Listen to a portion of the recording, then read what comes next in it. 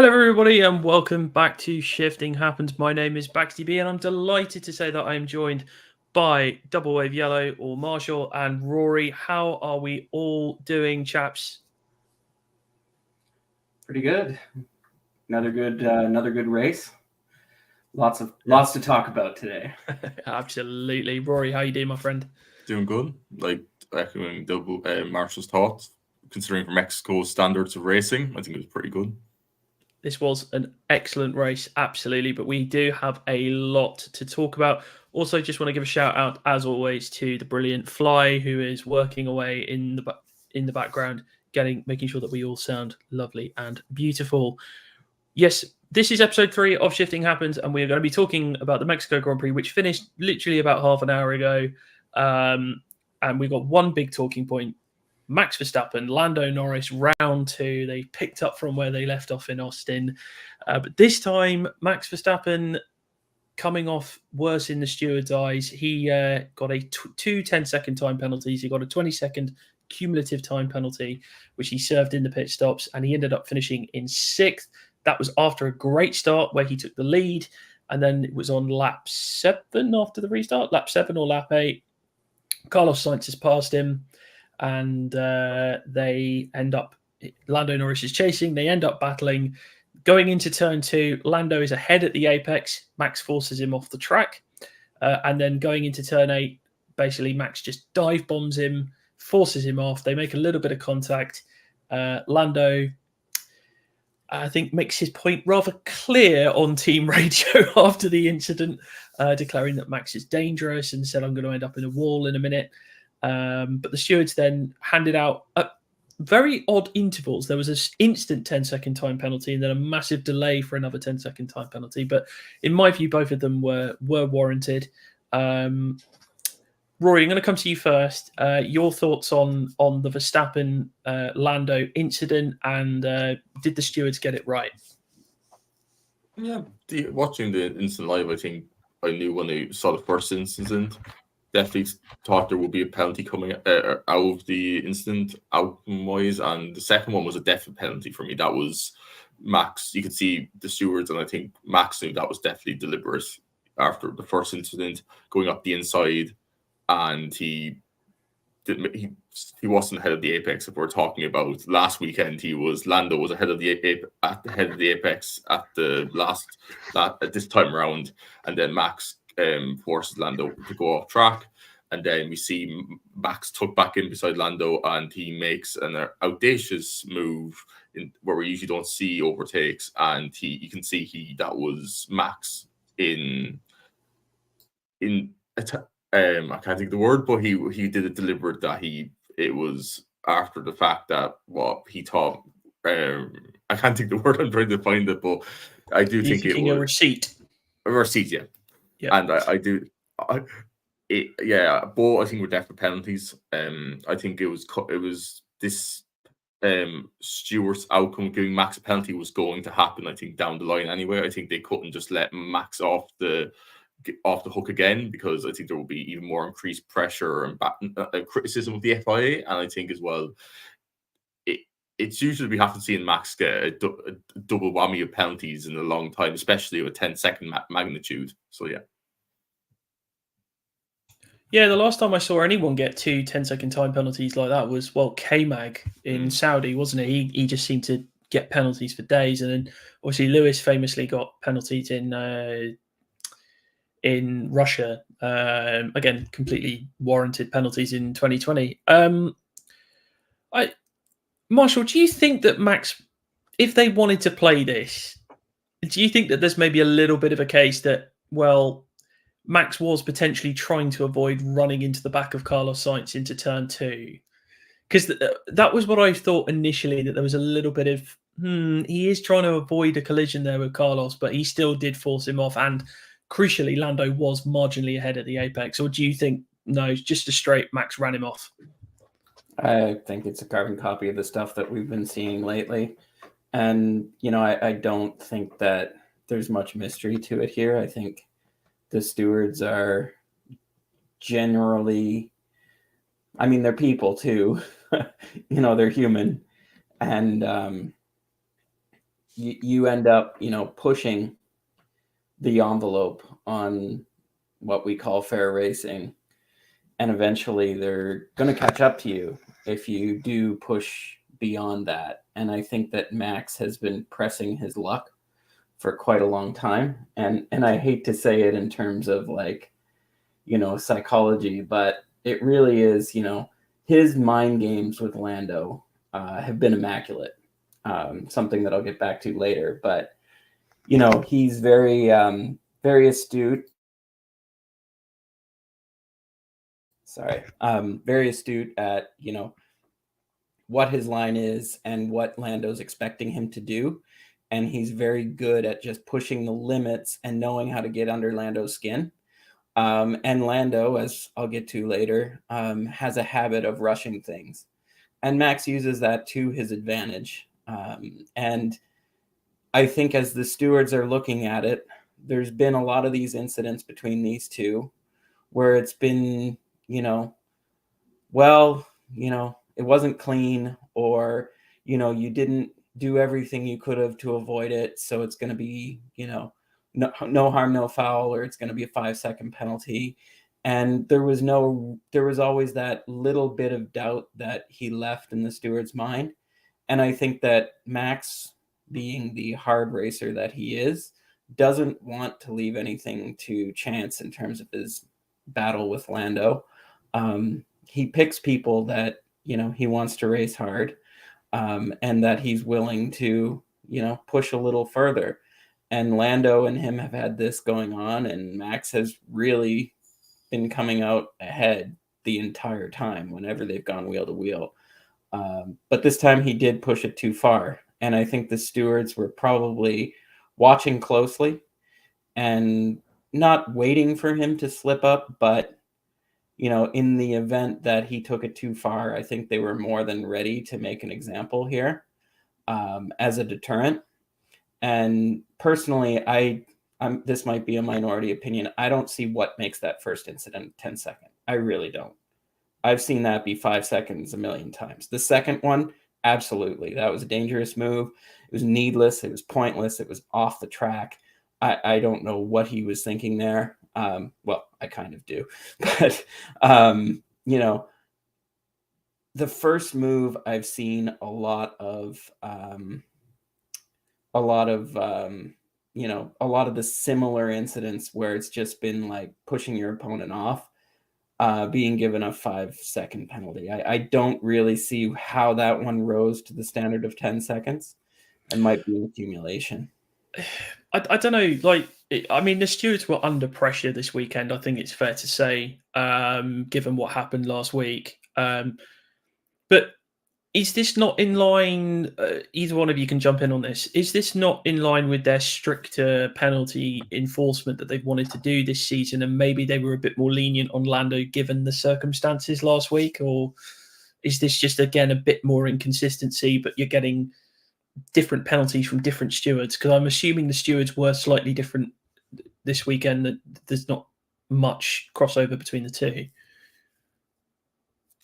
I think, listen to Marshall there. I do think that 10 seconds for the first instance might be a little bit harsh, because we saw in other instances in Coast, especially, drivers were getting 5-second penalties for that kind of forcing a driver off in that instance, because that's kind of the closest example I can, maybe like George Russell back in Kota. But I do agree that the second incident was definitely more of a deliberate and deserved a 10-second penalty. Yeah, we know that stewards do change from race to race. There could be a course steward, race director, both. Maybe the driver steward, like this weekend. Last weekend, I think, I don't know who the driver steward last weekend was, but this weekend was Johnny Herbert. But the course, it was Warwick last weekend. Okay, big Uncle Derek. So that driver steward gives different drivers from their experience will have different perspectives. So I do think that could be an influence. But that also comes to the call: if we have consistent same stewards at every race, is it going to bring consistency? Or even if they're still not doing their job, are they still being terribly inconsistent? Well, I have a comment on that one. if you read MotoGP, they have a consistent steward and everyone hates him, and he's being replaced next year. So just having the same person doing it is not necessarily a solution, because I think everyone hates Freddie Spencer and how he's been stewarding in MotoGP. In contrast, the same two stewards are presiding on IndyCar every weekend. It's Arie Luyendyk and Max Pappas. They do every single race, and their rulings have been quite consistent. I've been told they don't always agree, which is good. You don't want two guys that are always thinking the exact same thing. You want to have that disagreement. And they do have a means to, break a tie, I guess you would say, within their decision structure. So it can work, but it depends. I mean, it really depends on the individuals. I think rotating people in is good for a series that has 24 races per year all over the world. As we've seen, a lot of race director candidates were not interested in doing this full time. Like Freitas was only interested in taking the job if it was half time, right? He had to split with Wittick, and eventually Wittick took the job full time.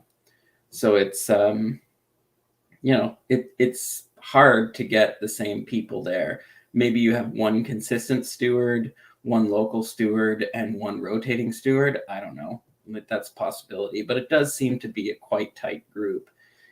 They seem to be the same names most of the time, just mixed in. I don't think necessarily that's the root of the inconsistency. And it does help to have multiple people trained for a role, as we've seen with the race director position.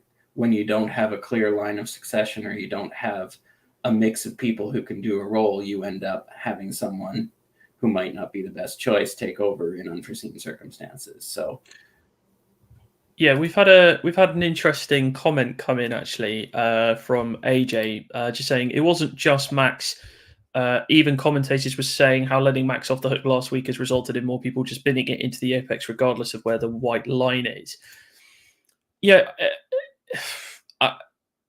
there was a little bit of debate as to whether Max had the racing corner last week, whereas obviously this one was a lot more cut and dry. And I think the stewards, as we know, have more angles available to them. It'll be interesting to see how Max's fans react to this. Clearly, they're not going to be happy. They're going to feel that there's been some kind of injustice against them and everything else. But do we feel that perhaps the stewards felt more obliged to give Max a penalty, or was this just simple? We've looked at the evidence. Max is at fault here. We're giving him a penalty. Marshall, what do you think of that? Unfortunately, I think, and this is a cold take, I think it's speculative unless you're in that room, unless you know what they're thinking. I wouldn't ascribe a view. It could be that someone in that room in Mexico City, who wasn't in the room at COTA, would have ruled on COTA differently. And maybe it's nothing to do with what happened last week. It's just they had a different interpretation. And when you have four stewards, you need a three versus one, because a 2 versus 2 is just, you don't give the penalty. It has to be a 3 versus 1. So just having one dissenting voice can change the decision. So when you do change the mix, you need that 3 out of 4 in order to give that penalty. So a lot of times when people say there's a lot of inconsistency, a lot of that is baked in. It's actually part of the high standard that's required to give a penalty, that it has to be 3 out of 4, because a 2-2 tie is, obviously no penalty. So you have to keep in mind that, just one person changing their opinion, or one person coming in that steward's room and having a different opinion, can result in a different penalty, and that's actually fine. That's the way the system is designed. So yeah, I know that's a cold take, but yeah, I mean, I did make me laugh. Actually, this will make you laugh before we move on to our next topic. That I see a lot of Verstappen fans saying, "Oh, the FIA want McLaren to win, and they're trying to help Lando as best they can." I'm just like, so you've gone full circle, and you're now turning yourself into cult LH with with exactly what they were saying back in 2021. It's like, yes, when the shoe's on the other foot, you don't like it, do you? Oh dear. Now, of course, there was more than just this incident in the race, and we have to talk about the fact that Ferrari once again were the race winners. This time it was Carlos Sainz taking the win from pole. Did lose the lead to Max, but then overtook him very quickly after the safety car restart, following a rather big collision for Yuki Tsunoda and Alex Albon, which took both of them out. Which, if we get time, we'll have a quick chat about that. But a 1-3 for Ferrari today. Charles Leclerc did lose out to Lando at the end. But big points scored on both Red Bull and McLaren. Great comment there by AJ, our resident Ferrari fan. Here is my question. Marshall, I'll come to you first. Are Ferrari the favourites to win the Constructors' Championship? You know what? I'm going to go for it. Yeah, sure. Let's go for it. Yeah, let's go for it. I actually want to say I was super impressed by Carlos' move on Max, because when I was watching the race and we had our chat there going, I really thought that he had clipped and cut that corner, corner 3, and he actually reacted in real time to knowing he was going to miss that, and he made sure he was on the left and still had a wheel on the racetrack, and still managed to pull off that move. That was some impressive car control there, and just awareness from Carlos that he would have had to give the place back if he had have gone over that curb. So with all 4 wheels, so that was really impressive. And I mean, you can't argue with Ferrari's form. I'm kind of confused, honestly. This season just keeps confusing me, because we have like half of the year where the Red Bull's the car to beat, then the McLaren comes on and it looks like the car to beat, and then all of a sudden, out of nowhere, with no particular upgrades or reason to it, Ferrari are all of a sudden, off and down the road. So, I'm not going to complain. It makes for a great constructors battle. But, if we're going to look at the tracks remaining, I don't see why Ferrari can't carry on this momentum. And they're a pretty good bet, but hey, who knows what's going to happen in this season? It seems to keep, changing. Maybe we'll go to Qatar and, all of a sudden Mercedes will find 2 seconds or something. Who knows? This season just keeps giving us surprises. I think I will take up AJ, because AJ isn't here with us, but I'm going to bring what brings him in spirit in through me. I'm going to do that magic or so. But Ferrari, I'm just going to say first, I'm going to Ferrari. If they had this car at the middle of the season from Spain, this could have been a whole different story. Ferrari could have actually been in the fight for the drivers, and they could have been in the fight. They could actually be more comprehensively in front of in the constructors, because we've seen Leclerc do amazing drives, consistent drives, where he shouldn't be dragging that Ferrari to P3 on any given weekend, i.e. Zandvoort. Carlos, we know he had a good start to the season, and then he kind of went into that unknown dip, and then he just since the break after Singapore, even Singapore itself, he started to pick up his form. Ferrari, like Marshall echoed, I need to see Brazil after sprint in Brazil and the result where Ferrari, the results. I need to see if they can win the sprint or maybe get a 2-3 or another win at Brazil. Then I think I'm going fully on the Ferrari hype train for constructors. Now I do need to where McLaren, I have to drop something about McLaren. McLaren having the fastest car for 2/3 of this season, and maybe having the chance of walking out with no trophy at the end of it needs serious discussions.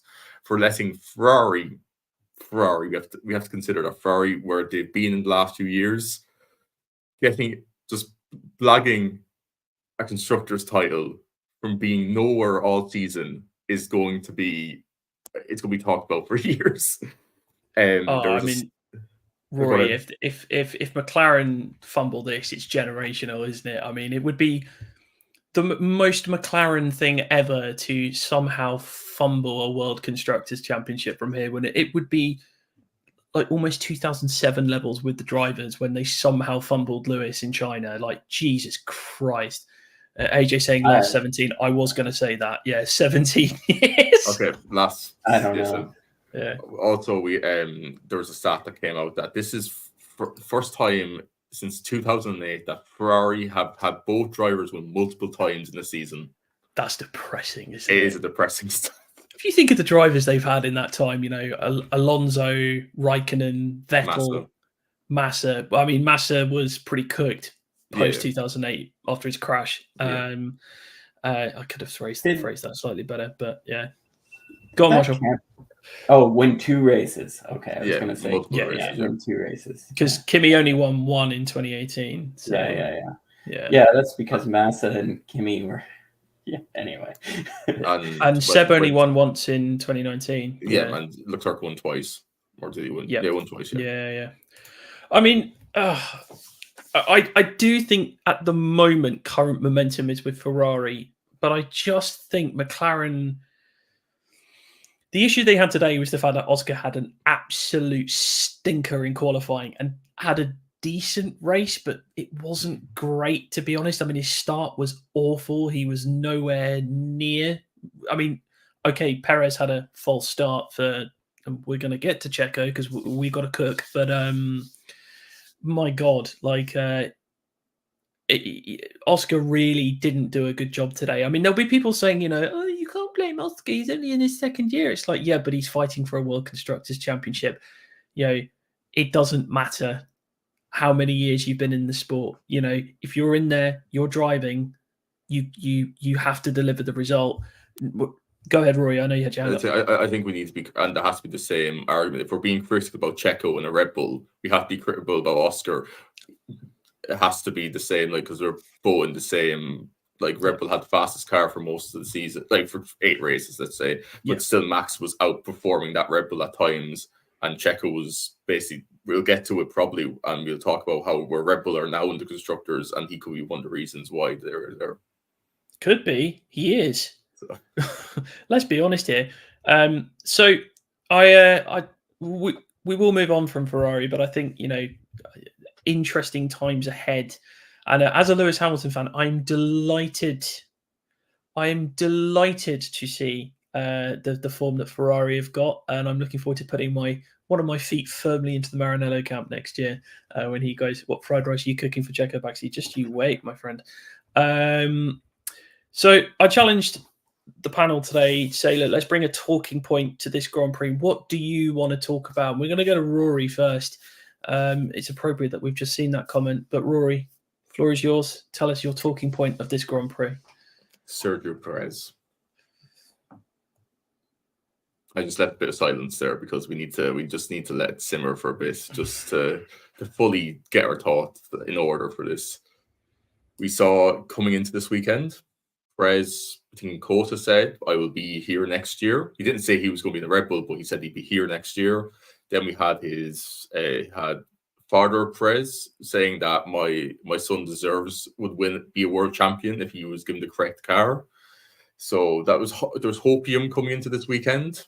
Then the weekend progressed. Checo was thereabouts in usual performance practices, down at the bottom of the top 10 and so forth. And then qualifying came around. We thought that Perez was going to do I actually thought Perez he was going to have a good qualifying. I thought he needed it with his home fans, 404,000 turned up for this weekend, and you could hear every time Perez drove around that track there was an eruption of noise. And it's actually, I kind of feel like it's sad that we're actually there's that noise, and then where Perez's performance are. If Perez was in, we saw in 21, 22, and 23 when he was on the podium, I think, definitely in 21 and 22 at Mexico, being the first Mexican to be on the podium, there was such an atmosphere and a party atmosphere. And it was so actually enjoying and seeing the scenes of Checo being hoisted up with the flag of Mexico and being celebrated.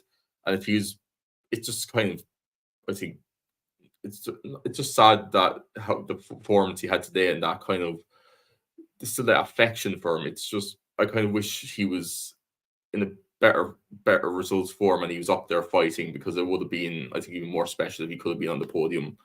But yeah, it was a dire weekend for Perez. He actually had a good start. In fairness to him, I thought he was going to get swamped at the start, that Piastri was going to jump and so forth. But yeah, it wasn't a great weekend for Perez, and it does beg the question. And even with Perez being signed on a new contract back in Monaco, Red Bull's in the media saying that we're still considering our options for next year. And I do think that it's looking like there is an audition happening with Liam Lawson in that RB and Yuki getting that tire test in Abu Dhabi. But yeah, it's not looking, I think it's not looking good for Perez, and how where they are now in constructors, third in constructors with Ferrari overtaking them, it's going to be, it doesn't help his case at the moment. Yeah, Rory, I hear you, man. Like, I mean, I don't buy the Yuki thing at all. Like being his audition, I think that's just lip service to Honda, because I think as well. I think Yeah. it is the lips up. It's just like pleasing Honda, because Honda know they've been trying to get Yuki in a seat, but I think it's just Red Bull just saying to take down the pressure from Honda put on Red Bull. I think they're just going to give him that seat. I think it's more just loss, and that's the opportunity for him. Yeah. Marshall, what's your view on Checo? I mean, awful weekend for him, wasn't it? Just awful. Yeah, well, what do we think of his little tangle with Lawson? Because I thought that was, you expect a guy in his second race of the year to be a little scruffy, but if you have the experience and the wherewithal of Perez, and you know that you're in a car that's superior, what are you doing shredding your side pod against a guy whose best case scenario today was probably 10th? Like, because he was on he had started on hards and was going long, and that was not the strategy to be on. So if he had just been more patient and bided his time and waited for a clean move, but instead he wanted to get by him as quickly as possible in a car that like it's a guy that wants your seat as well. So he let his better instincts get the better of him, and just decided he was going to make a point. And what are you making a point against an RB? Like, you're driving a Red Bull. Even if you pass it, it doesn't prove anything. It's a situation where the guy in the better car has everything to lose, and the guy in the lesser car has everything to gain by holding you up. So or fighting you hard. So he had to know that was coming, and he had to give it up earlier than he did, because it just ended up screwing his whole race. Like, he damaged his floor, he punched a hole in his side pod, all for what? It just, yeah, to me, this was the end. That incident is the end of Checo Perez at Red Bull, if it wasn't already, just because it shows the desperation that he's feeling to make an impression. And I love the guy. Like, one of my favorite Formula One memories of recent times is Sakir 2020. That was a wonderful moment. And the guy was probably one of the most underrated drivers for most of his career. I cheer for underdogs, right? Like, I'm the ultimate person who wants to see, the little guy do well. And I think that, I think that it's a shame that it's gone this way for him. I feel bad, because I don't want to sit here and say I'd rather see Liam in that seat, because I want him to succeed. I feel like he's good for Formula One. Look at the number of people in that grandstand, and if he wasn't there, that race would struggle. It's a shame. There's no good feelings I have from it. I don't like to see him struggle this way, but I just watch him and I'm just like, Checo, buddy, like, if your head's not in it, maybe he does retire. I don't know, but he's just got to have more sense about him than doing what he did today. That was just senseless. And I'm not even saying that Lawson wasn't, equally or even more a little bit, over the line, but he's a young guy trying to prove himself that's giving everything to make an impression. Yeah, I mean, the thing. I mean, first of all, please tell me you've all seen the video of Liam flipping Checo off as he went past him. I thought the balls on that kid. I was like, yes, love it. I know we shouldn't be promoting that kind of behaviour, but it shows a bit of character. It's fine. It's okay. The odd one is fine. But just yes, that David Coulthard, right? David Coulthard did it. He did it to Schumi. Fernando Alonso as well in Monaco, when he got, I forget which year, was it 2005 or 2004 that he got before the out of the tunnel, he got into the wall and he flipped off. I think it was Michael Schumacher. Oh, here we go. And doing that on his home track as well. That's cold. That is cold. I mean, look, Checo made some absolute howlers today. Mistakes that a driver of his experience should just not be making. Let's be honest here. I mean, starting too far forward in your starting box. How many Grand Prix have you started, Checo? You should know better than that. I know it's your home race and you're trying to get every single element right, and you just tried too hard, man. And then you have the two clumsy clashes with Lawson and with Stroll as well. It's like, what are you doing? Honestly, it's just awful racing. And I think we saw this last year as well in the run down to turn one. He was so desperate to get ahead of the Ferraris, he ended up clattering into Charles Leclerc. I mean, look, I love Checo. I've been a fan of Checo for years, but it's over. It's done. He needs to just give it up. I wouldn't even take him at Audi. I think it's just go out on Red Bull, man. It's just, they need to end it. Ever since he put pen to paper on that contract, he has been absolutely awful. Awful he's been since he put pen to paper on that contract. Liam Lawson, I think, is the next cab on the rank for them. Whether RB decide to go with Colapinto or Hadjar remains to be seen. But I mean, this was just dreadful from Checo. Dreadful. I see Cameron saying, "Is this the modern Jean Alesi roast?"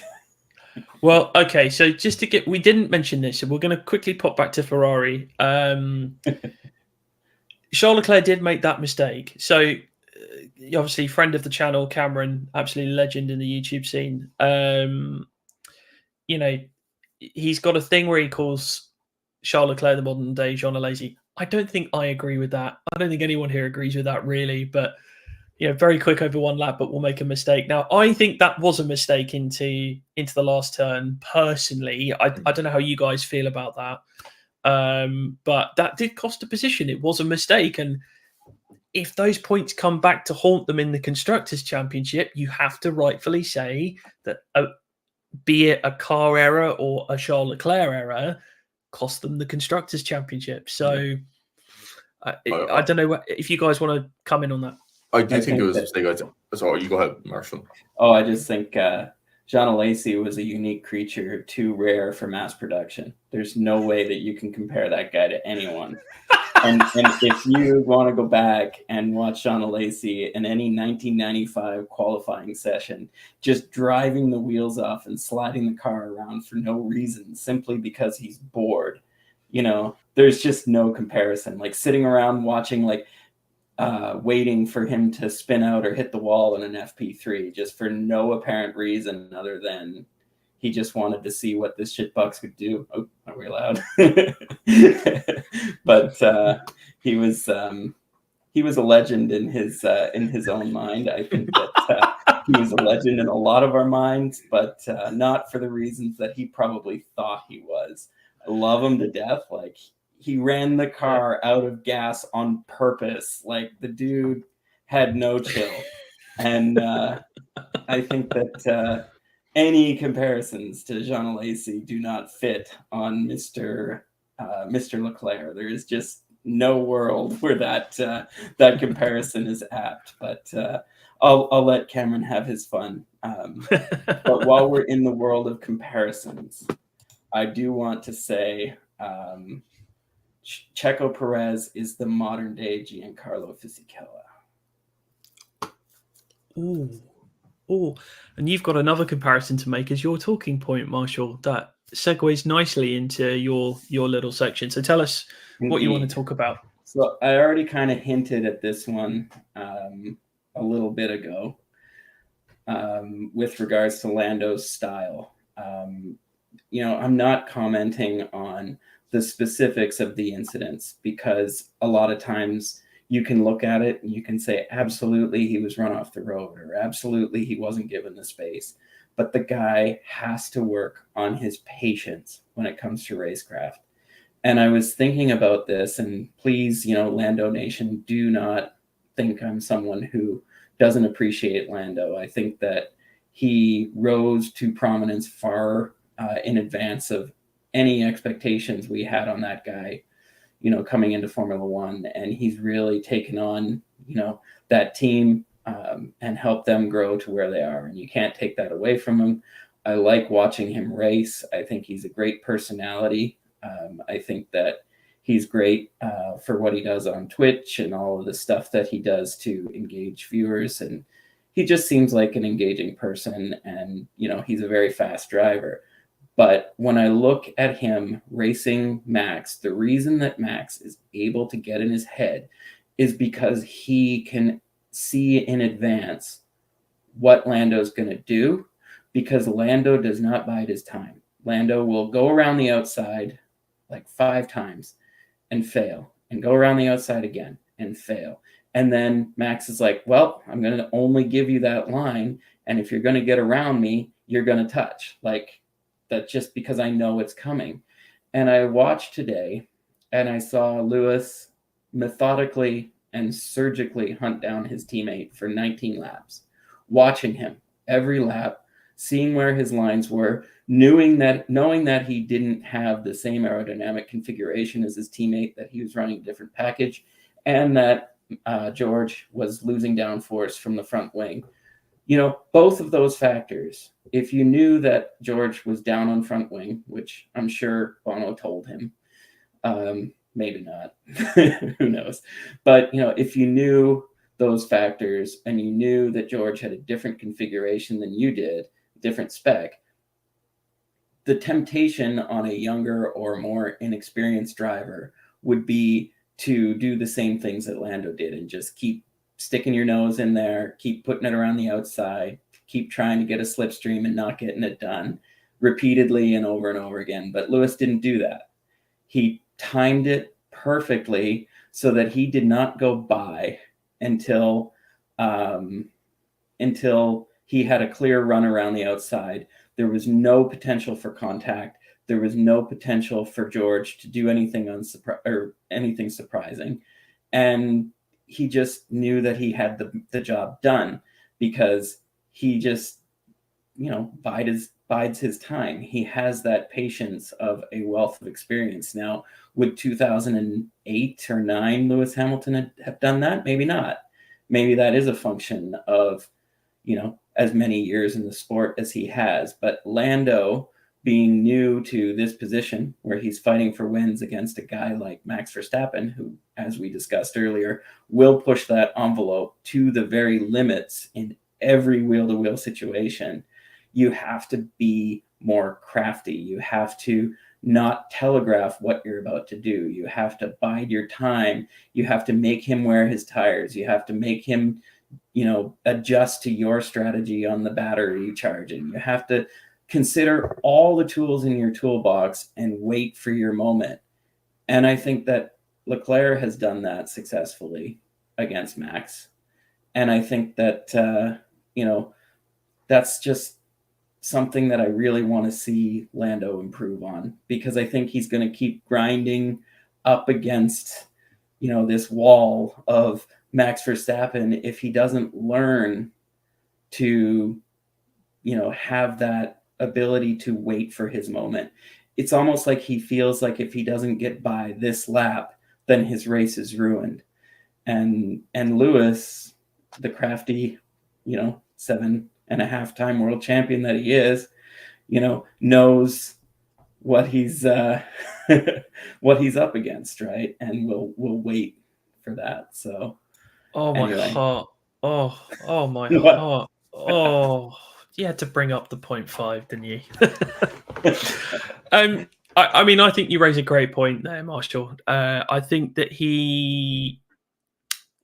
look, I think Lando saw the opportunity there today and decided to go for it. And then obviously Max was just like, nope, not having that. But Lewis was very, very patient, but we also have to give credit to George as well, because I thought George defended beautifully in that battle, given that he did have a slightly compromised car, given his front wing was damaged, and he was running the Silverstone spec car, I believe. So, full credit to George for what I thought was a very good defensive effort there. Now, I was reliably informed that Lewis did have some balance issues in the first stint, and that he had to have 5 cranks of the whatever you do, 5 turns on his front wing, and that sorted his balance issues out. I mean, I've been arguing with fellow Mercedes fans all weekend, them saying, "Oh, the Austin upgrades are rubbish." It's like, okay, in the wider context of things, yes, they are rubbish, but actually they are still potentially improving the car. They just haven't got the balance or the setup of it right, the optimal window of it right, and the car is an absolute diva, basically. So that's like my little Mercedes diatribe done. But yes, completely agree with you. Lando was a little bit impatient. Was a little bit impatient about that with his moves with Max. And Lewis, I think, just showed his experience. Just calmly thought, I'm going to get this opportunity, and tires dying be damned, I will get past George. So the driver and the experienced driver coming to the fore. Rory, what do you make of Marshall's point? I do agree with you, actually, that we need to give praise to George, because we saw in the first half of the battle, George knew he had the edge on Lewis in Sector 3, because Lewis would catch to him at the end of Sector 1, Sector 2, but then George knew that he needed the gap between Lewis, because Lewis, when he was getting close to George, he was never close enough to make that move into turn 1 in the first early stages. He was still figuring out, like Marshall said, and I think that I do agree that with Marshall's point, that Lando is still too eager to make an overtake, because we saw that in Kota when Max was doing that excellent defending until the controversial moment near the end of the race, where Max knew that Lando was definitely into turn 1 and the back straight. Max just needed to hold the inside line the whole time, because Lando was going to try to go for the outside around him, and Max knew, if I just keep to the inside the whole time, Lando can't do anything, even if he's close, because if I hold that apex, I'm fine. So I think it's I think there is something to Lando being eager to overtake. And then I do think it's just with Lewis, he's just shown his experience and his analyzing of the driver of his opponent to know that where the weaknesses in that conflict is. It's not just an experience thing as well. I mean, Lando obviously is an experienced driver. He's got over 100 Grand Prix starts now, I believe. And there's a difference here, is that Lando is still new to this very razor edge front running status that he's had. He's always kind of been a midfielder most of his career, and now McLaren have given him a car worthy of his talents. He's starting to show that he's actually better than some of us thought he was.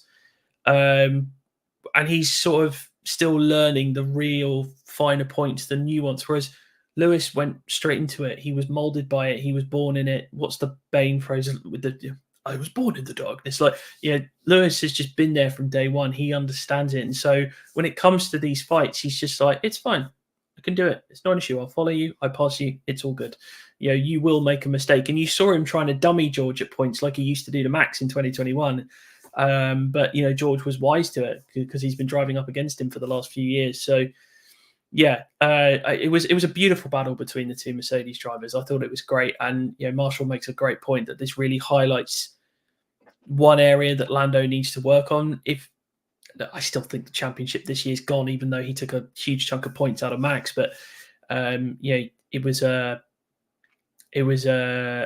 lesson that Lando should go and watch and be like, okay, let's show some patience here and see what we can do. It's almost like Lando feels, well, I have the fastest car, so I should pass. Well, that's not how it always works. You've got to remember who the guy in the other car is. So, yeah. We're going to come to my talking point now, and I'm going to show some love for a team that deserved the love that they are about to get from me, and we are going to talk about Haas. Because, my God, they deserve all the credit in the world. This was a team that just 3 years ago was basically on the verge of extinction, had to turn to Russian oil money in order to get some kind of finance through the door. They had the horror show of Mazepin and Schumacher, two rookie teammates. It was. And Gunter, yes, he was great for, the publicity, but as a team principal, was he really that good? And then he was controversially sacked, I think beginning of this year, or end of last year. Io Komatsu came in. He was given a completely impossible job because Gunter was so popular that whatever Io did, people weren't going to be happy about it. But he's got the team to P6 in the Constructors. Their result today was outstanding as well. Double points finish yet again. K-Mag in 7th. For me, driver of the day, actually, K-Mag. I thought he was outstanding today. And Hulkenberg in 9th as well. They are challenging Aston. They are getting closer to Aston in 5th place. Probably won't get there. But the simple fact of the matter is that Io Komatsu has turned this team around. Gunter was saying, we need more money. Whereas Io Komatsu said to Gene Haas, no, I can run the team you want me to, the way it should be done. And he is getting the results. He is yielding the results from that. And fair play to the guy. Fair play to the guy. He has done a remarkable job. The team are doing a remarkable job, given that they are the most understaffed team comparatively compared to everybody else. They have the smallest budget, and they are absolutely nailing every single aspect. And with Ocon and Behrman going in next year, I think that's a really good driver lineup. It might be a bit volatile because you have Esteban Ocon in one of the cars, but that's a great lineup there. And I'm so happy to see this team do well because I think we nearly lost them a couple of years ago.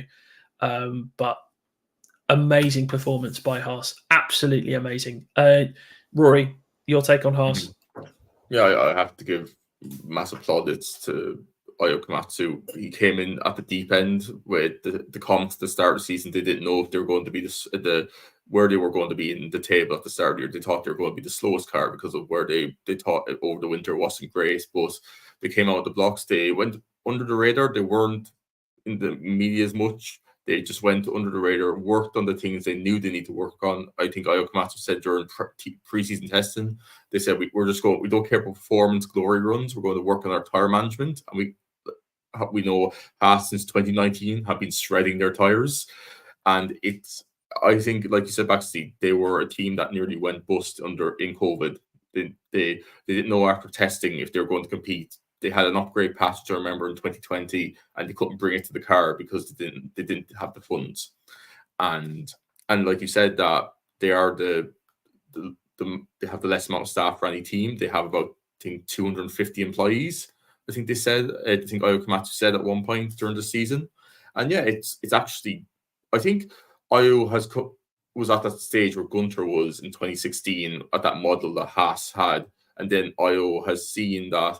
I think Gunter was still playing to the cameras, and he was very much still stuck in his ways of that, the early evolved Haas of that model. But now Komatsu's come in and said this is the more evolved version. They still have the processes of working with Ferrari. They now have with Dallara. They now have the Toyota partnership, and that's going to bear fruit in coming years. They actually now have a simulator for the drivers to use, because Haas used to actually use not the Ferrari F1 simulator. They used the commercial simulator in Ferrari because of the rules. They weren't allowed to use the same driver simulator, so they had to use like a Ferrari road car simulator. I never knew that. That's extraordinary. Yeah, wow. I only found out this week about it, and it's mad to think now they might actually have a simulator. I think actually Schumacher commented in COVID or 2021 that they had to use their own simulators to learn the track, I think. But yeah, I think this Toyota partnership is going to bear fruit in the future, that they will have it works for both teams. Haas gets the knowledge of Toyota and Toyota gets the knowledge of Haas. And I think Komatsu is up there with Team Principal of the Year nominations. I think it might be actually clear that he is the Team Principal of the Year. And we see with the Constructors fight, I know it's close with Aston. I think we saw with Haas that they've actually started bringing upgrades. This is the most they've ever brought in upgrades, I think, ever since they've started. And they're consistent upgrade. They understand the upgrade process. They know what to put in the car, and it's working for them. I don't think they'll catch Aston, because I think Aston has that buffer. But I think overtaking RB last weekend is definitely going to ruffle some feathers, I think, because especially RB's side, that their car development has been great. But I do, and now I'm going to put my flowers to Kevin Magnussen. Kevin Magnussen, since his race ban, has been a totally different driver.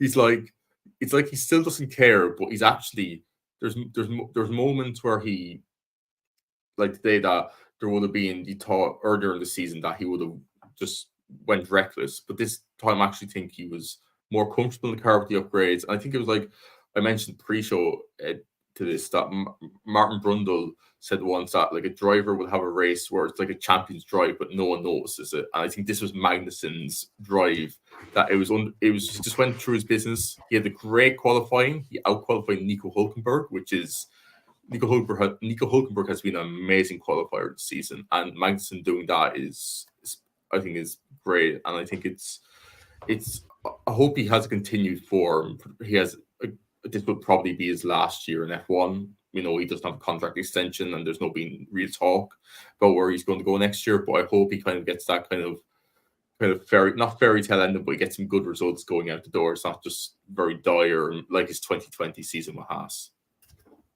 Yeah, no, I completely agree with you. Marshall, your thoughts on Haas?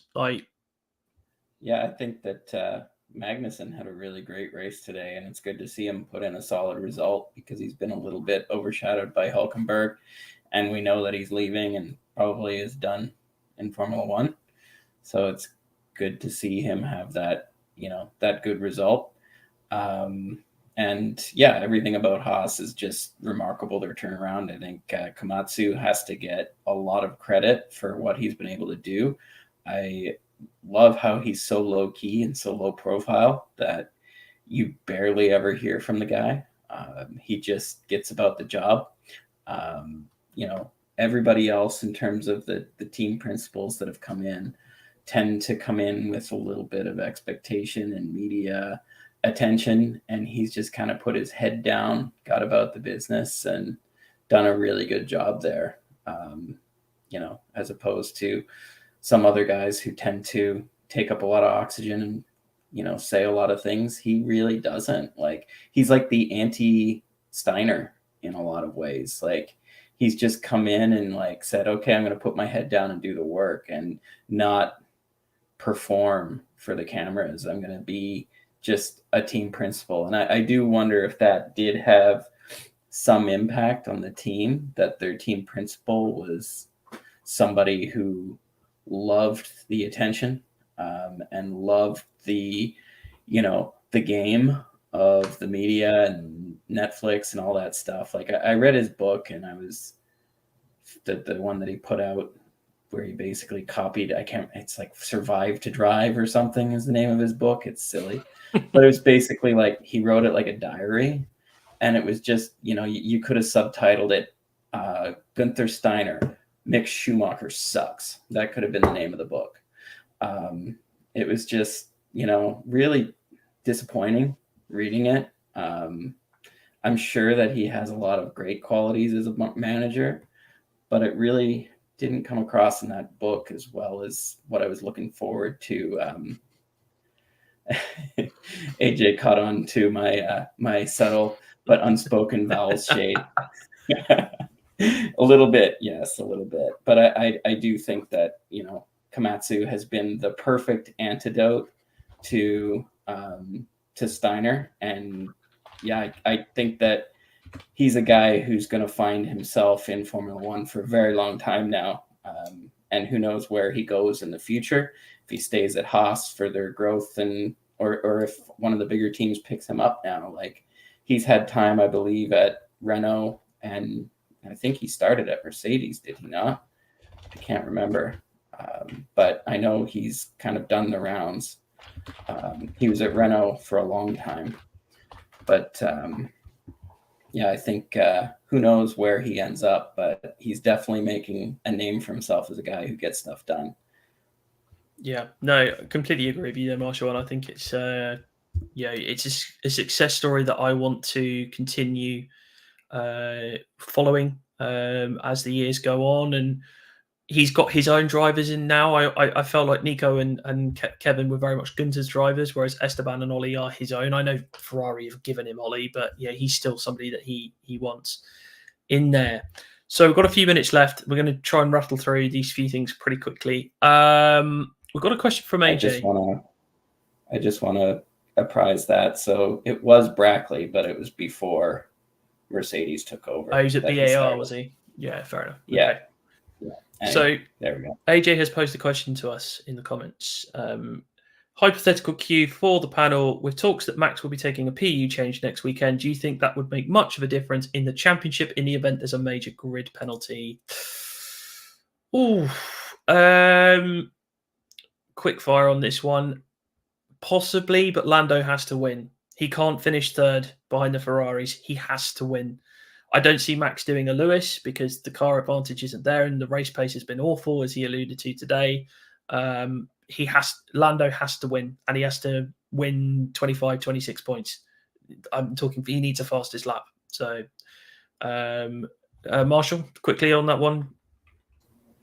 Yeah, I mean, my short answer is no, it's pretty much out of reach. But, if magic happens, and, it always depends. Is there a DNF? Like, even today, Max is picking up points for sixth place in a nightmare scenario. So Lando's running out of time. He needs big points every weekend in order to keep this going. And there's only 4 races left. So, Yeah. Okay. And Rory, quickly on that one. I think Max takes an engine penalty in Brazil, because he did say that there is a chance we'll take one. And I think Brazil's the best option. You can overtake in Brazil. I know it's a sprint weekend, but you'll take the engine penalty for the race. So I definitely think they'll take one to take the risk away from an engine DNF. And sorry, what was the second part of the question? But will it have an implication on the championship? Yeah. No, I don't think so. I think it's still Max. Max will still win the title. It's getting out of reach for Lando, and even today taking points off, a big chunk out point, not big chunk, but a chunk of points out of Max. I don't think he'll do anything unless Max has major DNFs in the last few races. Yeah. I will say this, that Lando doesn't just need to win the Grand Prix next weekend. He needs to win the sprint race as well, because it's another sprint weekend in Brazil. Two more things. We did have a momentous milestone this weekend. Fernando Alonso becoming the first driver to ever reach 400 Grand Prix starts. Didn't go well for him because he did have to retire the car quite early on, but what an achievement for Fernando Alonso. An incredible career. Despite all the controversy that he has sometimes articulated and brought upon himself in his career, the guy is absolutely top tier, one of the best to have ever done this. I'm going to put you guys on the spot here, and I want you to pick one moment that will live with you, Fernando Alonso. If you had to say, right, we can preserve one Fernando Alonso moment, what is it going to be? I'm going to put you on. If you guys need a moment to think, I will tell you mine. And it's a bit of a cheaty one, but I will say the 2012 season will live with me forever, because his performance in that season was unbelievable. I've said this for a long time. It is the best non-championship winning performance ever, and I include 2021 in that. He had no right being in that championship fight in what was truly the third or fourth fastest car. Ignore what Max fans might tell you after this season. That was true, nearly winning a championship in a car that had no right to win it. It was unbelievable. Who wants to go? Who wants to go first? So both of my top memories when I think of Alonso come from 2003, Obviously, his season with Minardi was the standout of his career. I just have to put a Minardi shout out there. But, moving on from 2001, when he came back, there's two moments about Alonso that just stand out for me. First is I'll start with the good one. His first win in Hungaroring was just a masterclass.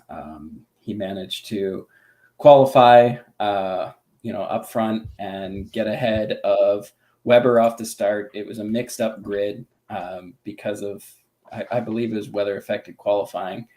But yeah, the grid was just a mess, and Weber in a Jaguar was running second, and he just pounded in fastest laps until he was out of reach, and he actually lapped Michael Schumacher in that race.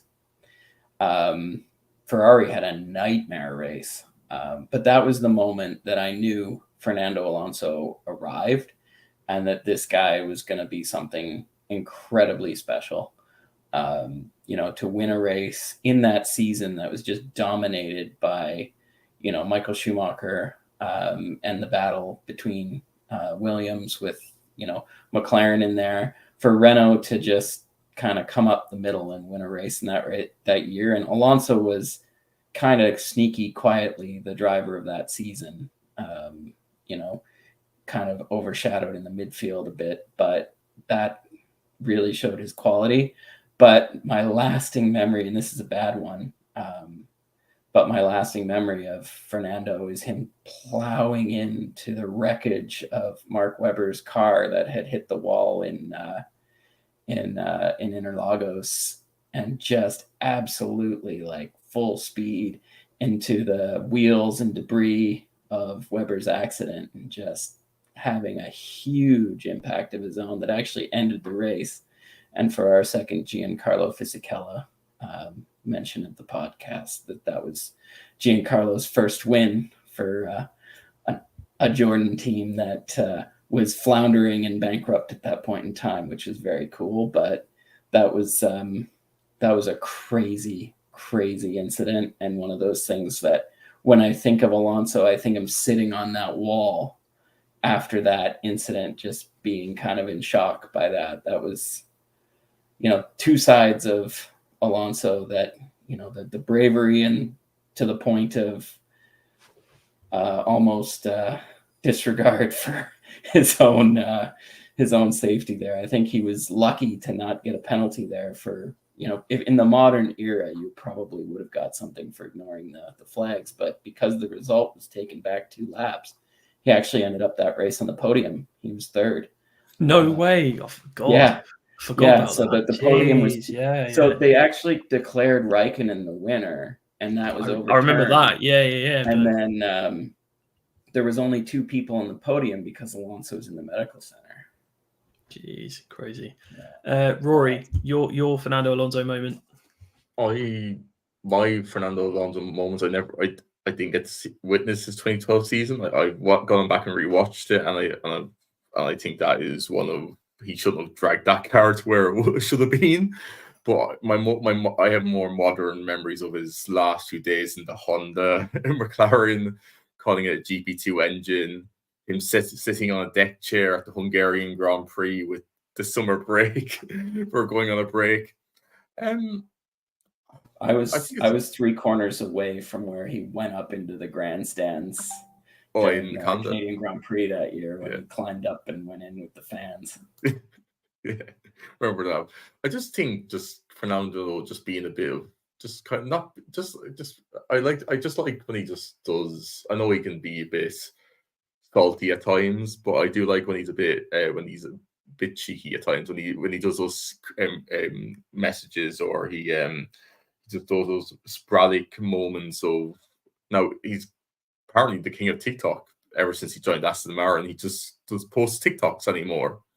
If you ever followed Fernando Alonso on TikTok, he's I think Valtteri Bottas would have something to say about that. I will defend my boy Valtteri Bottas there. My God. But no, I probably would say the 2012 season, going back to rewatch it. But yeah. Yeah. One last one from me. We can't ignore going around the outside of Schumacher at 130R in 2005. That was just insane. Insane. Incredible bravery to do that in those cars. Unbelievable by Fernando there. So we've got a couple of things to clean up. Max has been given 2 penalty points for his performances today. So clearly 1 penalty point apiece for the penalties, which I think Kevin Magnussen might have something to say about, given he was just... I think it's only for 1 incident. I think it's for the Lando incident. The second incident is not for the first second. incident. So they didn't give him 1 for the first one. Okay, fair enough. I think it's just the second incident. Okay, fair enough. And then we've got a couple of tweets to show you. So the first one is some choice comments from Sergio Perez about Liam Lawson. Sergio Perez, he says, I think the way he has come into Formula One, I don't think he has the right attitude for it, said the Mexican. He needs to be a bit more humble. Now, if the crash had been Liam's fault, I might have understood these comments, but Checo, it was your fault, and he's also looking at your seat, so we can see right through why you're saying that, fella. Right through. And the other thing that we want to show is an interesting little thing that Christian Horner's been doing. I don't even need to explain this one. Oh dear, Christian. Oh dear. Yes.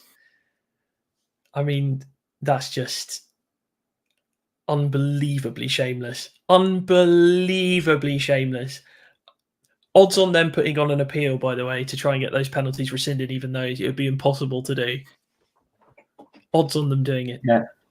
I don't know what he's going to do now that Albon's at Williams. Who's gonna do his filming recreation? Isaac Hadjar, probably. You want the RB seat next year, Isaac? Go and do this. I'm surprised McLaren didn't get Passo to go on the McLaren and just do the Corsa Max's defenses at Corsa. It's yeah. I mean, that whole situation, I understood why McLaren did it, but it was never going to work, was it? I mean, come on. Right. Well, guys, that is it for this week's episode of Shifting Happens. A huge thank you to my fellow co-hosts, Double Wave Yellow Marshall and Rory. And of course, as always, to our incredible sound producer and our dear friend, Fly in the background. I hope you are doing well, and thank you so much for everything that you have done so far on this channel and will continue to do in the future.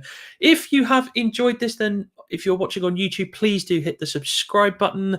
Also give us a like, because apparently that works really well for the algorithm. If you are listening on Spotify or iTunes, please do give us a 5-star rating and also subscribe to us there so you never miss an episode of Shifting Happens.